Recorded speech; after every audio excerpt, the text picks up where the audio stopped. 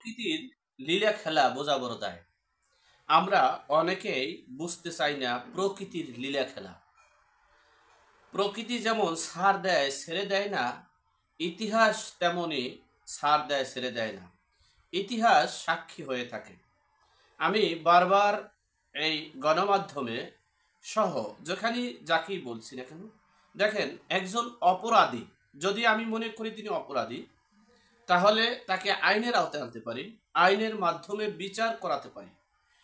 সেই আওয়ামী লীগ সরকারের ১৬ বছরের শাসনামলে দুর্বৃত্তকারীরা দুর্বৃত্তায়ন, মানি লন্ডারিং সহ অনেক অপকর্মের সাথে জড়িত ছিল। যারা ছিল তাদের বিচার হতে পারে, কিন্তু আমি ব্যক্তিগতভাবে বিচার করার অধিকার রাখি। আমি যদি একজনের উপরে জুলুম করি, অত্যাচার করি, সেই অত্যাচার সে কি আমার উপরে অত্যাচার করছে? ব্যক্তিগতভাবে আমার উপরে অত্যাচার না করলে আমি কেন অত্যাচার করব? আবার অত্যাচার করলো, দেশের প্রচলিত আইন আছে, বিচার আছে, বিচারের মাধ্যমে বিচার করব।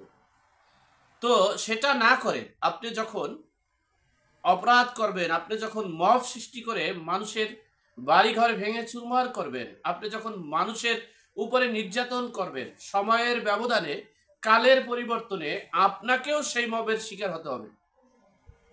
এই জুলাই যোদ্ধারা যে মব সৃষ্টি করছে, যে নির্বিচারে হত্যা, গুম, রাহাজানি, আমার কাছে মিনিমাম 50 জন জুলাই যোদ্ধার ইতিহাস আছে, তারা মারা গিয়েছে এবং মবের শিকার হয়েছে।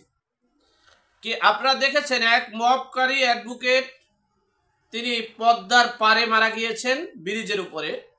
আপনারা দেখেছেন 15ই আগস্টে জাতীয় শোক দিবস পালন করতে পারে নাই, মিষ্টি বিতরণকারী সে 2 জন এই গাড়ির চাপায় পড়ে শেষ।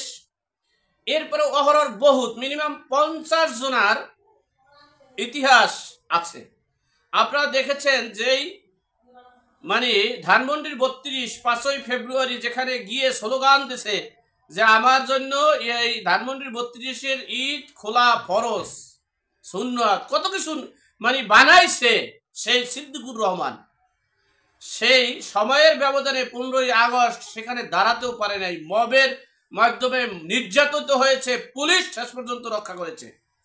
যদি পুলিশ না থাকতো তাহলে ওখানে পাড়াইয়ে সেপ্টা বানাই গেল। এরপরে দেখেন আমার দাদা একটা কথা বলছিল, কচু কাটতে কাটতে ডাকাত হয়। আর বিড়ির গোড়া, বিড়ি ধরাইতে ধরাইতে গাঞ্জাখোর নেশাখোর হয়, বিড়ি ধরাইয়া আর একজনকে খাওয়াইলে। তখন থেকে যদি শাসন করতে না পারে তাহলে সে শেষ হয়ে যায়, তার মনুষ্যত্ব শেষ হয়ে যায়। মনুষ্যত্ব শেষ হয়ে গেলেই তিনি ওই যে অপকর্মের সাথে সম্পৃক্ত হয়েছে সেই অপকর্মেই তাকে শেষ হতে হয়। ডাকসুর ভিপি জালাল, তিনি ডাকসুর ভিপি প্রার্থী, সেখানে গভীর রাতে তার রুমমেট তাকে ছুরিকাঘাত করায়। আপনারা দেখতে পেরেছেন কিভাবে তার উপরে মব সৃষ্টি করা হয়েছে, জুতো দিয়ে পিটানো, পারানো, লাথি ঘুতার অভাব নাই। এরপরে তাকে পুলিশের হাতে দেওয়া হয়েছে, এখন মামলায় হবে, জেল খাটতে হবে। ভিপি আর যোদ্ধা আর জুলাই তো কোথায় চলে যাবে?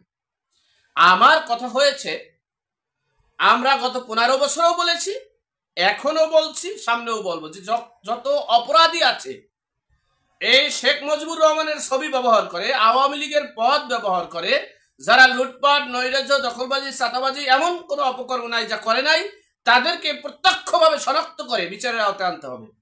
তাই বলে আবার অধিকার নাই মব সৃষ্টি করে তার বাড়ি ঘর ভেঙে চুরমার করে দেওয়া, নির্বিচারে হত্যা, নির্বিচারে গুম, নির্বিচারে রাহাজানি, আইয়ামে জাহেলিয়ার যুগকেও, বর্বরতাকেও আমরা হার মানিয়ে এরপরে বিচার করবে, এটা পৃথিবীর ইতিহাসে নেই। সুতরাং আমরা আপনাদেরকে এটাই মেসেজ ক্লিয়ার করতে চাই, আপনি যদি কারো উপরে মব সৃষ্টি করেন, সময়ের ব্যবধানে, কালের পরিবর্তনে আপনার উপরে মব সৃষ্টি হবে।